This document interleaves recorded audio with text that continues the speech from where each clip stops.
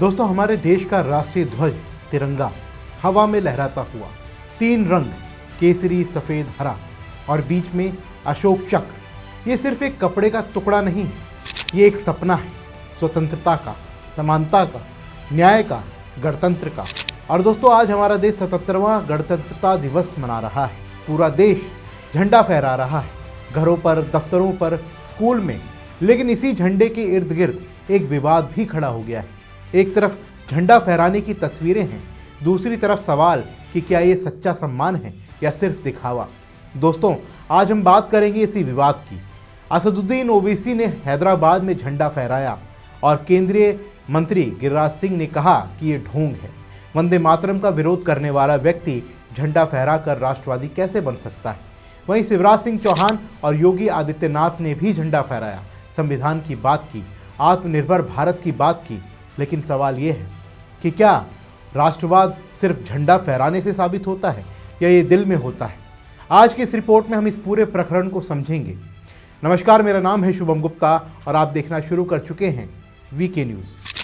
दोस्तों, गणतंत्र दिवस का मतलब सिर्फ परेड नहीं, सिर्फ झंडा फहराना नहीं, ये उस दिन की याद है जब 26 जनवरी 1950 को हमारा संविधान लागू हुआ था। डॉक्टर भीमराव अंबेडकर की अध्यक्षता में बनी उस किताब ने हमें गणतंत्र बनाया, जहां हर नागरिक बराबर है, जहां धर्म, जाति, भाषा से ऊपर देश है। आज एआईएमआईएम प्रमुख असदुद्दीन ओवैसी ने हैदराबाद में अपने पार्टी कार्यालय या सार्वजनिक समारोह में राष्ट्रीय ध्वज फहराया।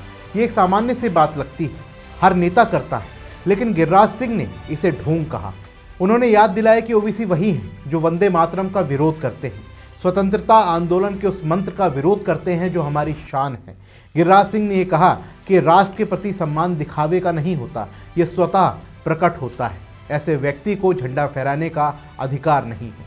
दोस्तों, वंदे मातरम का विवाद पुराना है। बंकिम चंद्र चट्टोपाध्याय की रचना आनंद मठ से कुछ मुस्लिम संगठनों ने इसे इसलिए विरोध किया इसका क्योंकि इसमें देवी की पूजा का जिक्र है। ओबीसी ने भी संसद या सार्वजनिक मंचों पर कहा कि राष्ट्रवाद का पैमाना वंदे मातरम नहीं हो सकता। कोई नागरिक किसी प्रतीक की पूजा करने को मजबूर नहीं किया जा सकता। संविधान हमें विचार और अभिव्यक्ति की आज़ादी देता है। दोस्तों, ये विवाद सिर्फ ओबीसी और गिरिराज सिंह का नहीं है, ये हमारी राजनीति की सबसे बड़ी बीमारी है। राष्ट्रवाद का सर्टिफिकेट बांटना। एक तरफ कुछ लोग कहते हैं कि जो लोग हमारे प्रतीकों को नहीं मानता वो देशद्रोही है। दूसरी तरफ कुछ लोग कहते हैं कि राष्ट्रवाद जबरन थोपा नहीं जा सकता। लेकिन दोस्तों, सच ये है कि संविधान में राष्ट्रगान और झंडे का सम्मान अनुच्छेद 51A में है। ये एक मौलिक कर्तव्य है, लेकिन इसे जबरन थोपना ये संविधान की भावना के खिलाफ है। ओबीसी झंडा फहराते हैं, राष्ट्रगान के समय खड़े होते हैं, वो मुस्लिम समुदाय की बात करते हैं, अल्पसंख्यक अधिकारों की बात करते हैं, लेकिन कभी कभी उनके बयान भी विवादास्पद होते हैं। सवाल ये है कि क्या झंडा फहराकर वो राष्ट्रवाद साबित करना चाहते हैं या सिर्फ ये एक रस्म है? और दोस्तों, अंत में सिर्फ यही कहूँगा कि गणतंत्र दिवस प्रतीकों का नहीं, संविधान की भावना का पर्व है, जहाँ हर नागरिक बराबर है, जहाँ विचार अलग हो सकते हैं लेकिन देश एक है। राष्ट्रवाद दिखाने का नहीं, जीने का तरीका है।